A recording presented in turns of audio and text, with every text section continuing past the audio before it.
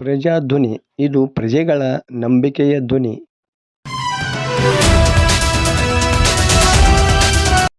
ಪೊಲೀಸರ ಬಲೆಗೆ ಬಿದ್ದ ಜೂಜುಕೋರರು.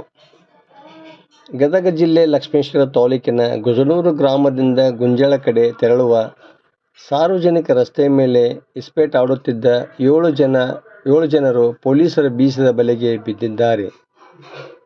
ಜೂಜು ಆಡುತ್ತಿದ್ದವರಿಂದ 7,100 ರೂಪಾಯಿಗಳನ್ನು ವಶಪಡಿಸಿಕೊಳ್ಳಲಾಗಿದೆ. ಈ ಕುರಿತು ಪಿಎಸ್ಐ ಈರಪ್ಪ ರಿಟ್ಟಿಯವರು ಪ್ರಕರಣ ದಾಖಲಿಸಿಕೊಂಡಿದ್ದಾರೆ.